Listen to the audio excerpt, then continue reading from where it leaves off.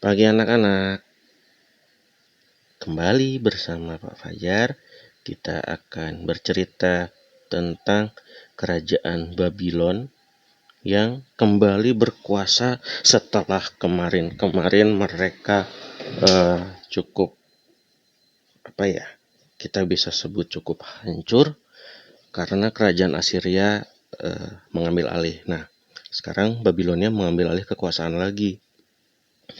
Hari ini tentang kegilaan Nebukadnezar.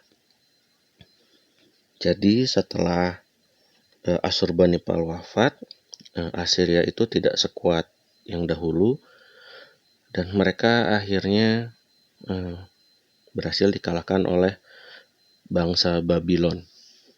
Nah, bangsa Babylon ini kemudian mengambil alih kekuasaan, besar lagi ke kota Niniwe yang sudah dibangun Asurbanipal dihancurkan, dan kerajaan Babylon ini mengambil ibu kota di Babel.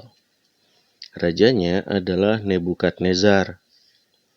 Raja Nebukadnezar ini dia membangun benteng-benteng yang tinggi, membangun gerbang-gerbang yang kuat di kerajaan barunya ini. Dia terutama membangun yang namanya gerbang Istar yang diambil dari nama dewanya orang Babylon. Gerbangnya dicat warna biru, diberi hiasan-hiasan ornamen yang berwarna emas, berwarna perak. Ada gambar atau lukisan banteng dan naga. Di bawah gerbangnya setiap tahun mereka melakukan parade besar-besaran untuk menghormati Dewa Istar.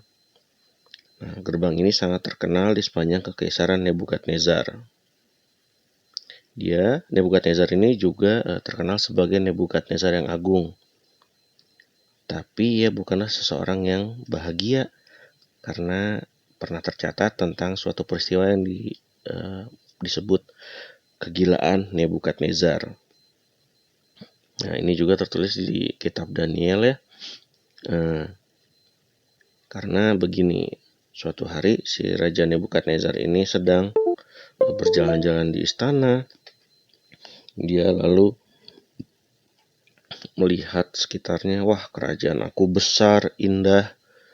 Lalu dia merasa bahwa dia ini adalah raja terkuat di dunia.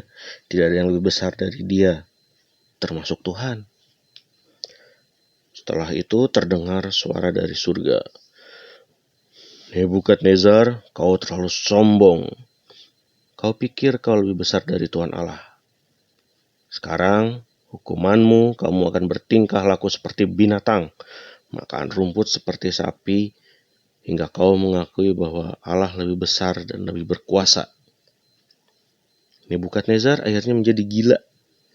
Dia berlari ke ladang, ke padang rumput, tingkah lakunya seperti binatang liar, berjalan memakai tangan dan kaki, lututnya akhirnya menjadi keras, kuku-kukunya menjadi panjang seperti cakar burung, minum dari sungai, tidur di semak-semak, bangun di pagi hari dengan tubuh yang basah karena embun, rambutnya makin lama makin panjang kusut, lama-lama kelihatan seperti kambing.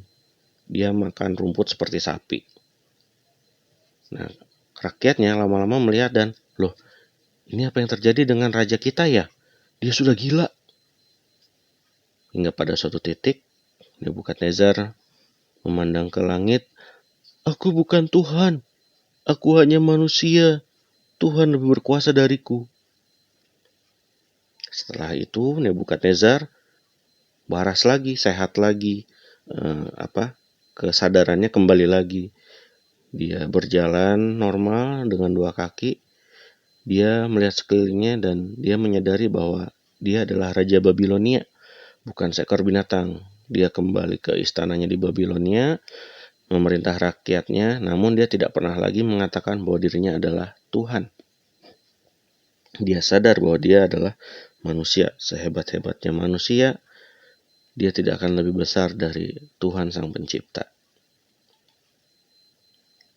Ya, demikian untuk pagi ini. Semoga kita tetap diingatkan bahwa sehebat-hebatnya kita manusia, kita tidaklah lebih besar dari Tuhan Allah pencipta kita. Walaupun demikian, Tuhan tetap sayang sama kita, bahkan sampai mengorbankan anaknya yang tunggal, sehingga kita yang berdosa tidak binasa. Terima kasih untuk perhatian anak. Selamat pagi, Tuhan memberkati.